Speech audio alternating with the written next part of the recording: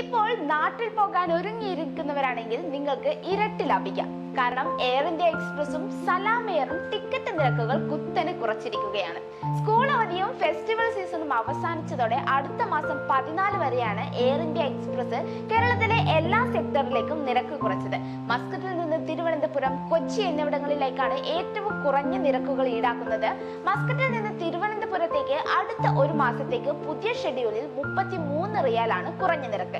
ചില ദിവസങ്ങളിൽ നിരക്കിൽ വ്യത്യാസമുണ്ടെങ്കിലും പല ദിവസങ്ങളിലും ഇതേ നിരക്കിൽ തന്നെ ടിക്കറ്റുകൾ ലഭിക്കും. മസ്കറ്റിൽ നിന്ന് കോഴിക്കോട്ടേക്ക് 37.200 റിയാലാണ് എയർ ഇന്ത്യ ഈടാക്കുന്നത്. കണ്ണൂരിലേക്ക് 40 റിയാലുമാണ് നിരക്ക് വരുന്നത്.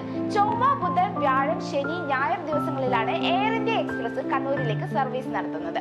കേരളത്തിൽ നിന്ന് മസ്കറ്റിലേക്കുള്ള സർവീസുകളുടെ നിരക്കുകളും എയർ ഇന്ത്യ എക്സ്പ്രസ് കുറച്ചിട്ടുണ്ട്. തിരുവനന്തപുരത്ത് നിന്ന് മസ്കറ്റിലേക്ക് 40 റിയാലാണ് നിരക്ക്. കോഴിക്കോട് നിന്ന് 35.900 റിയാലും കൊച്ചിയിൽ നിന്ന് 44.900 റിയാലുമാണ് നിരക്ക് വരുന്നത്.